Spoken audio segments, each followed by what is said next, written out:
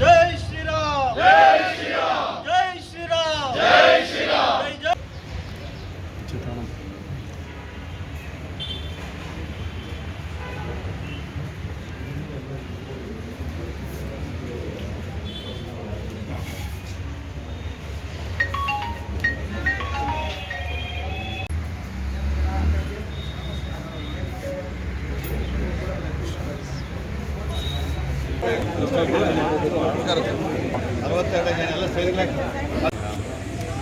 ಆತ್ಮೀಯ ಸಮಸ್ತ ಶಿಡ್ಲಘಟ್ಟ ಹಿಂದೂ ಬಾಂಧವರೇ, ಮುಂದಿನ ತಿಂಗಳು 7ನೇ ತಾರೀಕು ಭಾನುವಾರ ಎಂದಿನಂತೆ ಪ್ರತಿ ವರ್ಷದಂತೆ ಶ್ರೀರಾಮ ಶೋಭಾಯಾತ್ರೆಯನ್ನು ಶ್ರೀರಾಮ ಶೋಭಾಯಾತ್ರೆ ಆಚರಣಾ ಟ್ರಸ್ಟ್ ವತಿಯಿಂದ ಹಮ್ಮಿಕೊಂಡಿದ್ದು, ಈ ಯಾತ್ರೆಗೆ ಸಮಸ್ತ ಹಿಂದೂ ಬಂಧುಗಳು ಜಾತ್ಯತೀತವಾಗಿ ಪಕ್ಷಾತೀತವಾಗಿ ಈ ಕಾರ್ಯಕ್ರಮಕ್ಕೆ ಎಲ್ಲೂ ಬಂದು ರಾಮರ ಕೃಪೆಗೆ ಪಾತ್ರರಾಗಬೇಕು.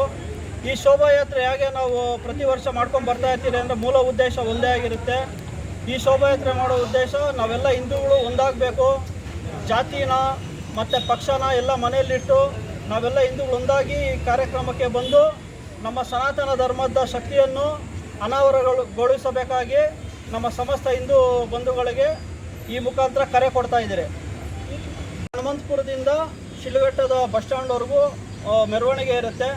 ನಂತರ ಶ್ರೀ ವೆಂಕಟೇಶ್ವರ ಚಿತ್ರಮಂದಿರದ ಮುಂದೆ ವೇದಿಕೆಯ ಕಾರ್ಯಕ್ರಮ ಇರುತ್ತೆ.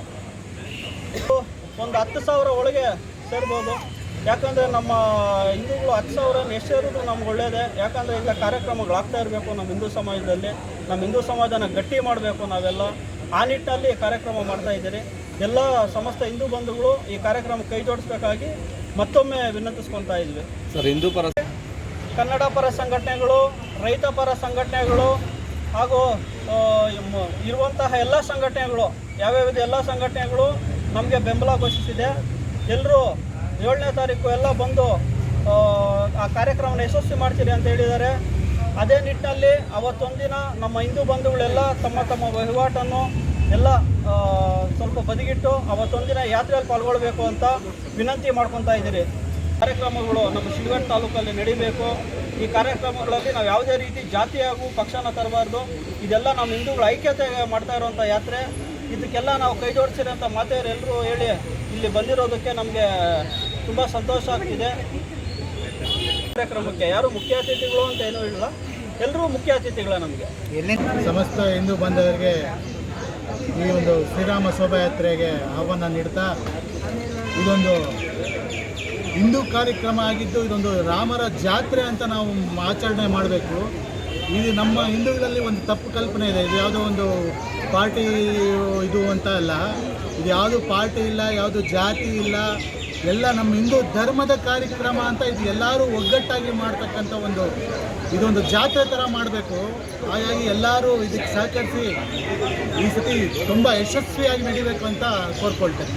ಪ್ರತ್ಯೇಕವಾಗಿ ಯಾರಿಗೂ ಆಹ್ವಾನ ಕೊಡೋದಿಲ್ಲ. ಇದು ಮಾಧ್ಯಮದಲ್ಲಿ ಏನಕ್ಕೆ ಹೇಳ್ತಾ ಇರೋದು ಅಂತಂದರೆ, ಇದೊಂದು ಹಿಂದೂ ಕಾರ್ಯಕ್ರಮ. ಹಿಂದೂ ಅನ್ಸ್ಕೊಂಡವರು ಎಲ್ಲರೂ ಬರ್ಬೋದು. ಬರೀ ಅವರು ಇವರು ಅಂತಿಲ್ಲ, ಪಾರ್ಟಿ ಅಂತಿಲ್ಲ, ಜಾತಿ ಅಂತಿಲ್ಲ, ಎಲ್ಲರೂ ಬಂದು ಸೇರಿಕೊಂಡು ಒಗ್ಗಟ್ಟಾಗಿ ಮಾಡ್ತಕ್ಕಂಥ ಒಂದು ಕಾರ್ಯಕ್ರಮ. ಎಲ್ಲ ಪಕ್ಷದ ಮುಖಂಡರಿಗೂ ಆಹ್ವಾನ ಕೊಡ್ತೀವಿ, ಒಬ್ಬರಿಗೆ ಅಂತಿಲ್ಲ. ಅದೇ ಹೇಳ್ತಾ ಇರೋದು, ಪಕ್ಷ ಇಲ್ಲ ಇಲ್ಲಿ, ಇದು ಭೇದ ಇಲ್ಲ, ಜಾತಿ ಭೇದ ಇಲ್ಲ, ಎಲ್ಲರಿಗೂ ಆಹ್ವಾನ ಕೊಡ್ತೀವಿ. ಎಲ್ಲ ಮಾಡ್ತಾರೆ, ಎಲ್ಲರೂ ಮಾಡಬೇಕು. ಅದೇ ಬಜರಂಗ ದಳ ಇದೆ,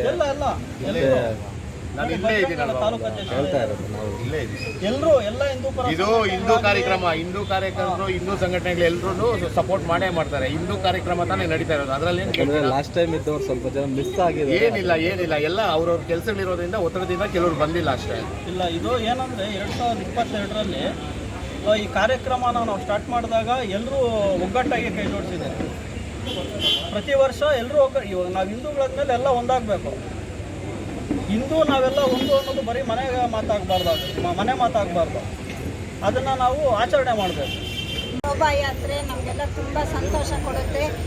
ಏಕೆಂದರೆ ರಾಮದೇವರು ನಮಗೆಲ್ಲ ಮೂಲ ದೇವರು. ರಾಮರ ಥರ